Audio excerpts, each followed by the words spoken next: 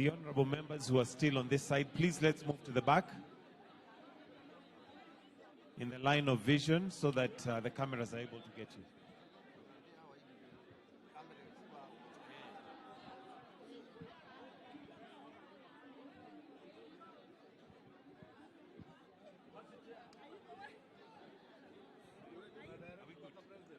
You are ready? You are ready?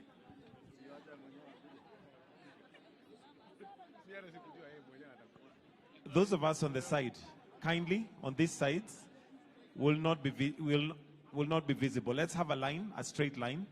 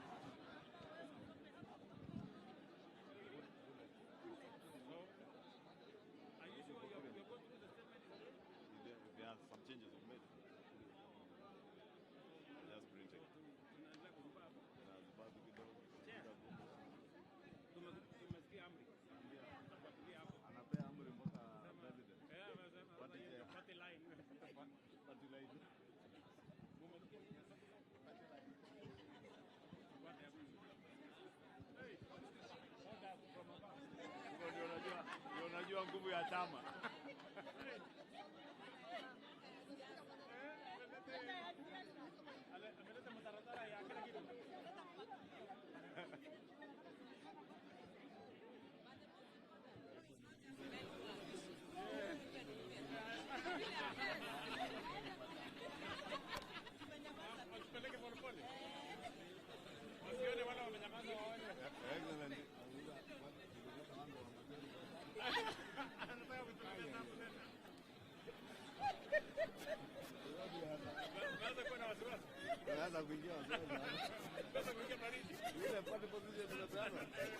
One, two, 1, 2, 1, 2, 1, 2.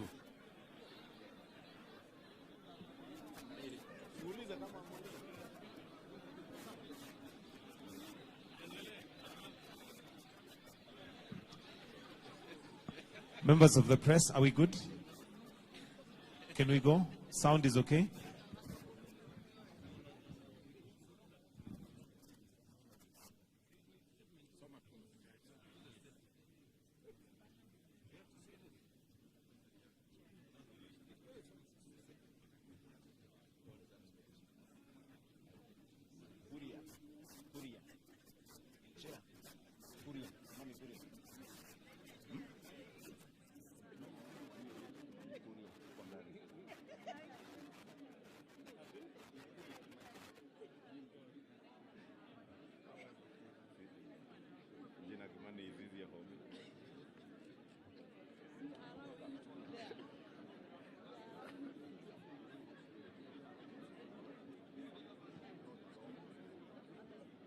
We do. I think we move behind the bit. Along the line.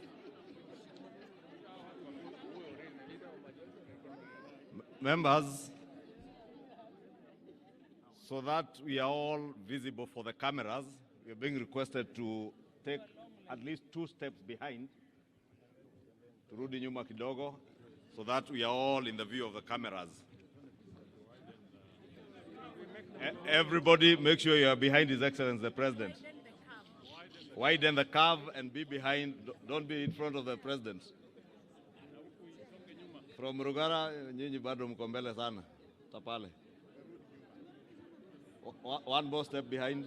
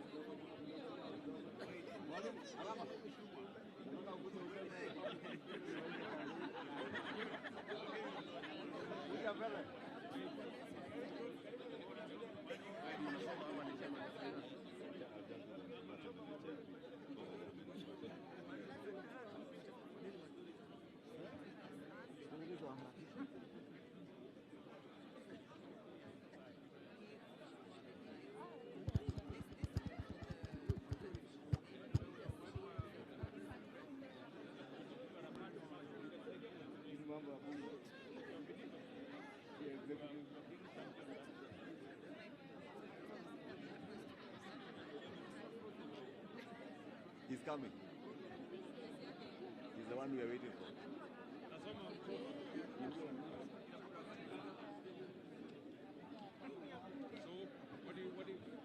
Kimani? Yeah. So what is the plan now? Who's going to lead this? Kuria. So Kuria is on. And then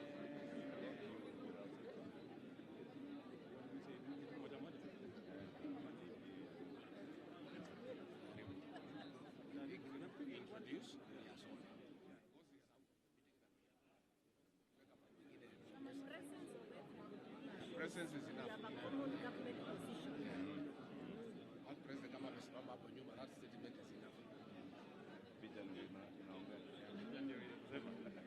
very constructive between the executive and the legislature.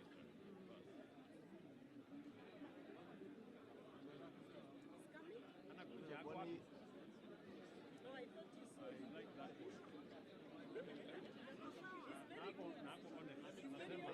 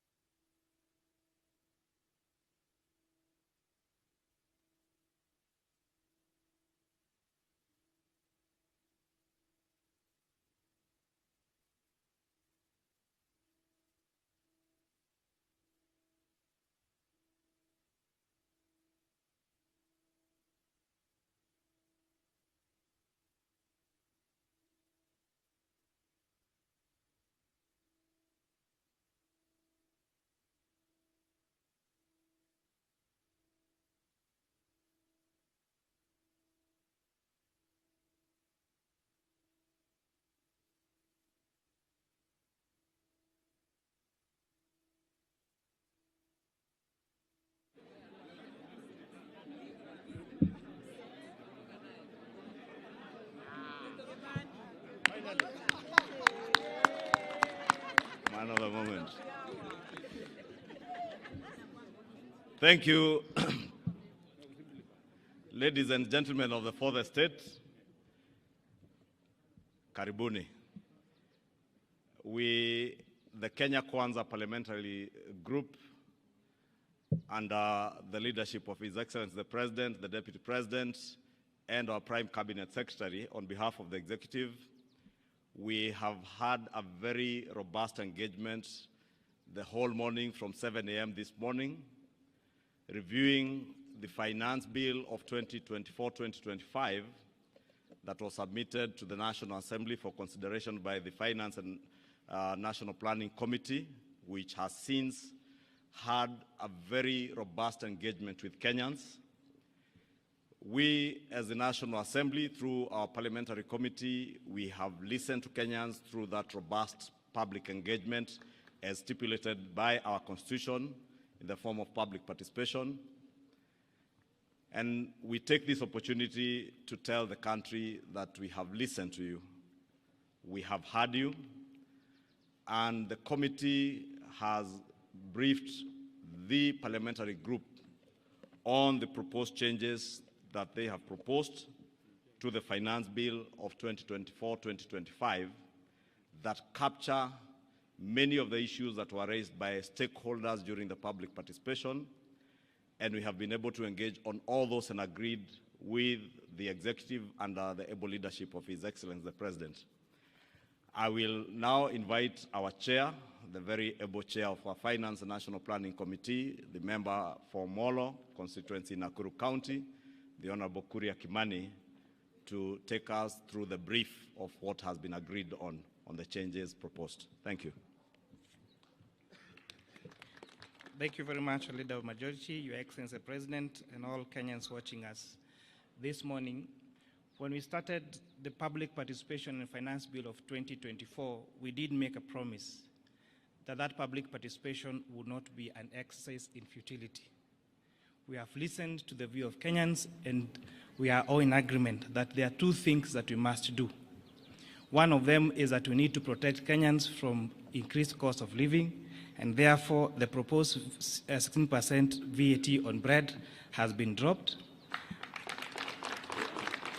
To support, again, on reducing the cost of living, we are doing something about vegetable oil so that we do not make it expensive for Kenyans.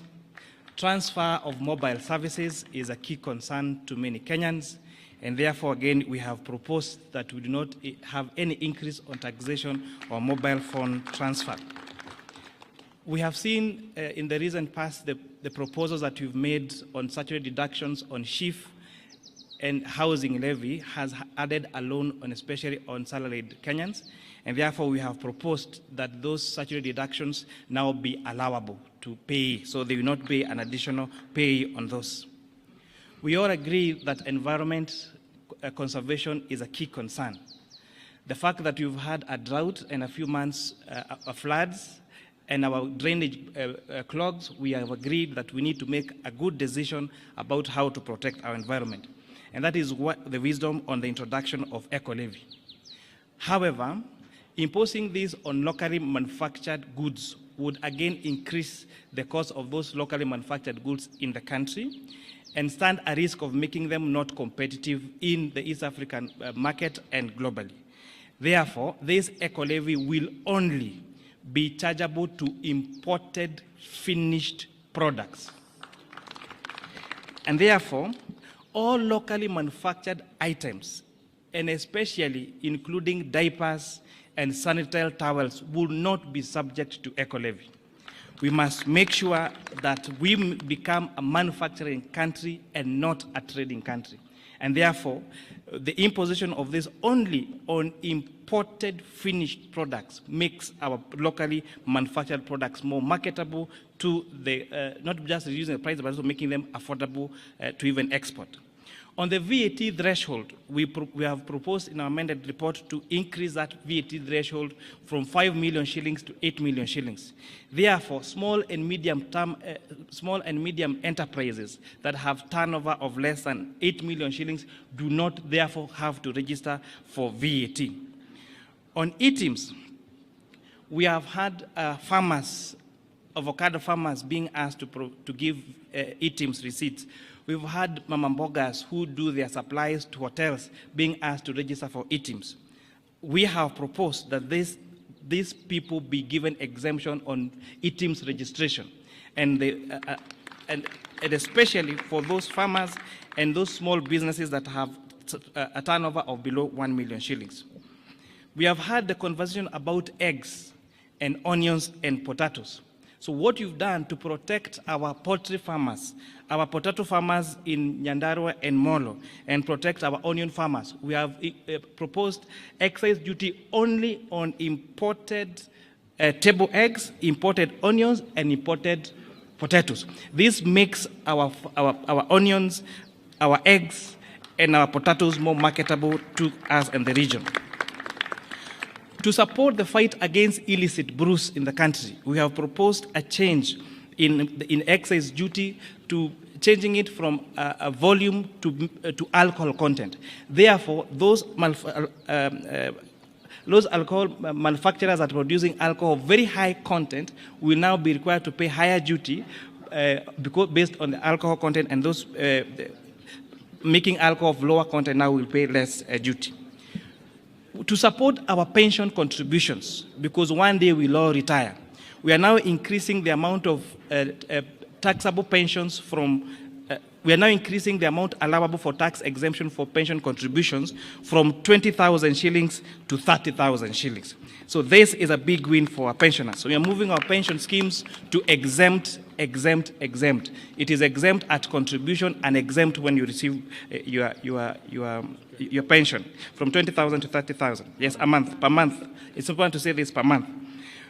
We have also been appraised of the money that is allocated for junior secondary school to hire all the intern teachers into permanent and pensionable terms. And the number there is actually 46,000 shillings, 46,000 junior secondary school teachers, in addition to recruit an additional 20,000. Your Excellency, we are very happy that the proposals that were brought to the National Assembly and the ones that we are proposing to the House are two amended documents. Because, again, I repeat, the exercise we did on public participation was not an exercise in futility. On motor vehicle tax, inasmuch as we agree that there is need to have money allocated to maintain our roads, and those people that are using our road more and causing TNA on our roads should contribute more towards fixing those roads, we have agreed that the motor vehicle tax cannot be amended through an income tax act, and also pegging it on insurance would cripple the insurance business and make it very difficult, especially for those Kenyans who take third-party insurance, and therefore that proposal has been dropped. Oh yes, sugar transportation.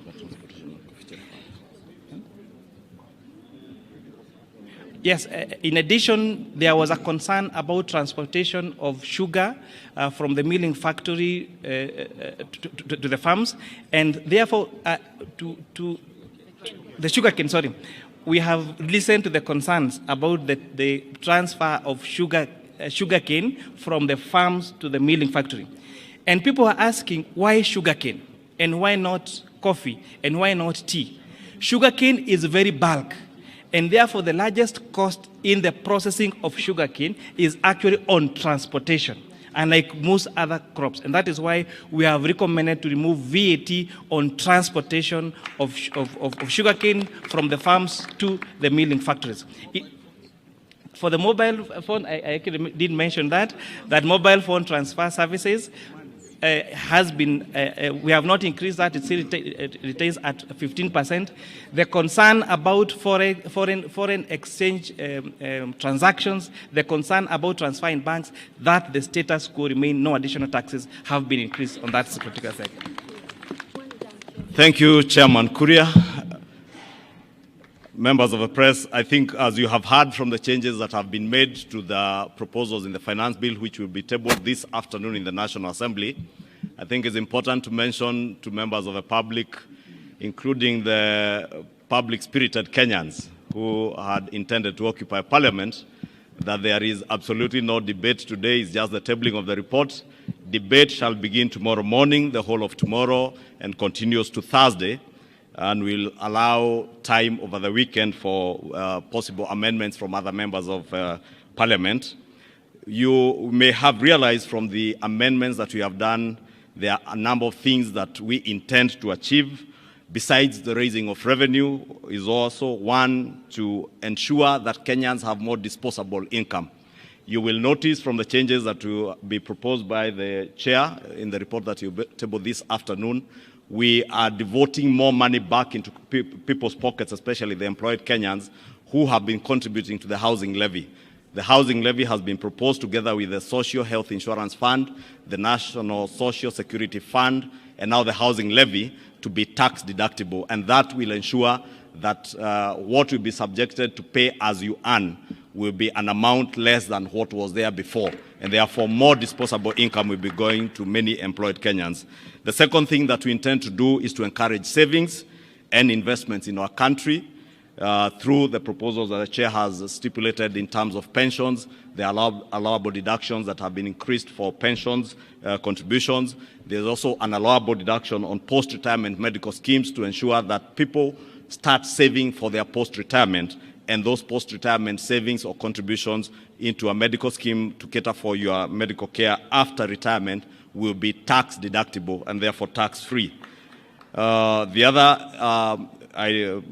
policy proposal in this finance bill is the protection of our local manufacturing industries and our farmers.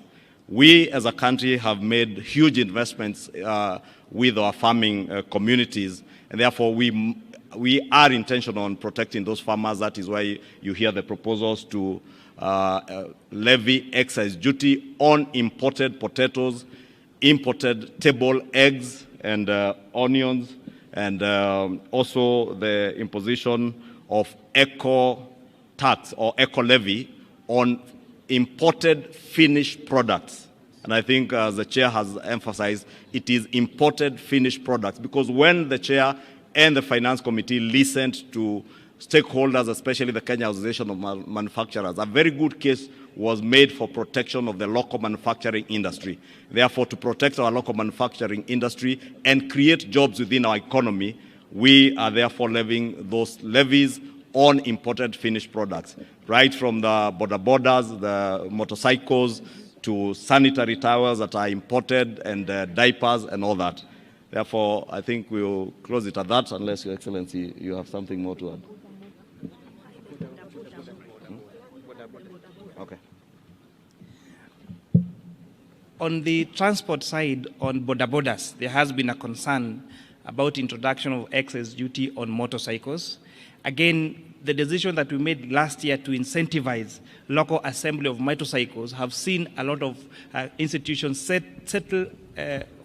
up local assembly of motorcycles here in Kenya. There is no reason why we must import a complete finished motorcycle from China. So we are putting excise duty on the one that is imported, but the ones that are made here locally, those are exempted. And it's also important to mention, to protect the vulnerable and those people at the bottom of the pyramid, the eco levy on tires has been exempted on motorcycles, on bicycles, and on wheelchairs, so that those people doing that business around the border sector will not, and even wheelbarrows, so that we don't increase. So there is no worry, there is not going to be increase in the price of wheelbarrow or motorcycles or tuk-tuks or bicycles. Thank you very much. Or mkokoteni. Asanteni, there is lunch. Karibuni lunch. I just want to hug you because. Oh, I don't know why.